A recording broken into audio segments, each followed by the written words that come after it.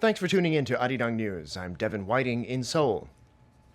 The South Korean government appears to have settled on a location for the THAAD missile defense battery. After residents of Seongju County objected to the first proposed site, the nation's defense minister says the system will be deployed on the site of a country club, far from populated areas. Kim Hyun-bin has our top story. Defense Minister Han Min-gu told lawmakers Friday that the THAAD battery will be stationed at the Lotte Sky Hill Country Club in the northern part of Seongju, Gyeongsang-buk-do Province. It's not a formal announcement, though that's expected in the coming days. The decision was made after a survey of two other possible candidate locations. The golf course lies 296 kilometers southeast of Seoul and is around 680 meters above sea level.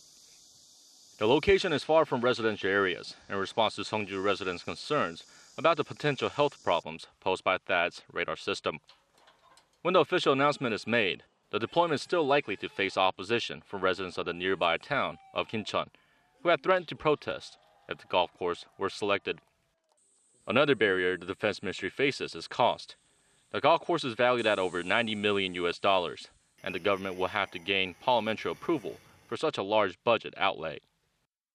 THAAD is expected to be deployed to South Korea by the end of next year to better protect against North Korea's nuclear and missile threats. Kim Hyun-bin, ARIRANG News. President Park Geun-hye invited the top brass from U.S. Forces Korea to the presidential office for luncheon on Friday, a day ahead of South Korea's Armed Forces Day. She expressed appreciation for the strong alliance between the two countries and pledged closer coordination with the U.S. against North Korean threats. Park Ji-won has this report.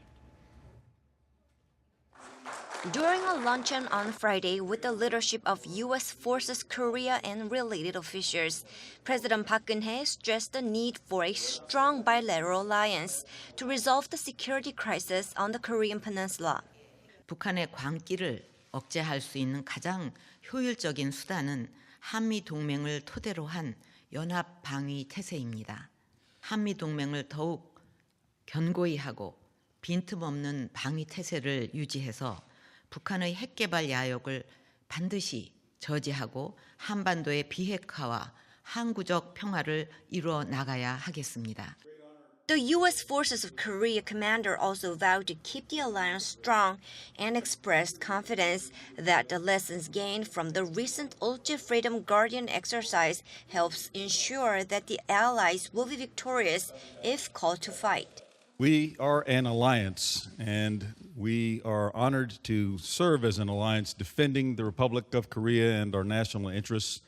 And our alliance is unshakable, it's stronger than ever, and our actions, as well as our words, should make that very clear.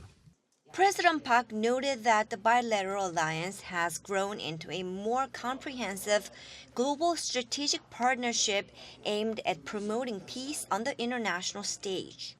앞으로도 우리 두 나라는 세계 평화를 위한 길에 언제나 함께 할 것입니다. 주한 미군을 약어로 USFK라고 이렇게 파는데 Unbreakably Special Friends of Korea라는 생각이 듭니다. Ambassador to South Korea Mark Lippert, South Korean Defense Minister Han Min-gu, and Joint Chief of Staff Chairman Lee Sun-jin, along with other key members of South Korea's military leadership, were also present at the luncheon. Park Ji-won, ARIRANG News. The U.S. government and Congress are stepping up efforts to block North Korea from accessing the international banking system as punishment for the regime's recent spate of nuclear and missile provocations. Representative Matt Salmon, a Republican from Arizona, proposed a bill Thursday that would stop North Korea from using the SWIFT system, which handles electronic messages between banks around the world. If the bill passes, SWIFT, which is based in Belgium, could itself be hit with U.S. sanctions if it continues to provide services to the regime. SWIFT is used by more than 11,000 financial institutions in virtually every country in the world.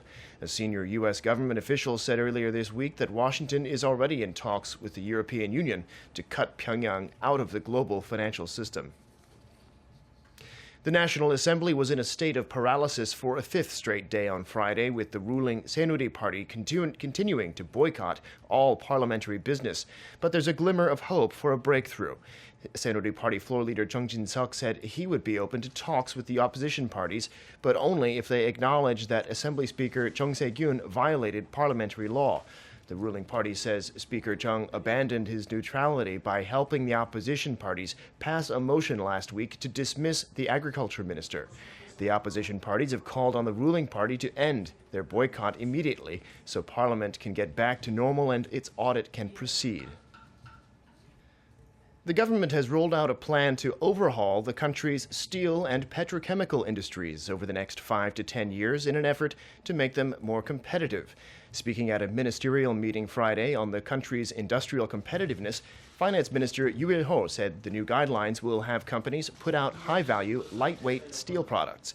The finance minister said the government will also announce plans next month to reform and improve the competitiveness of the country's shipbuilding and shipping industries, which have recently faced a slowdown. He added, meanwhile, that the government is doing all it can to minimize the impact of the Hanjin shipping bankruptcy crisis. That's all for now. Thanks for watching. More to come on News Center in 2 hours' time. Bye for now.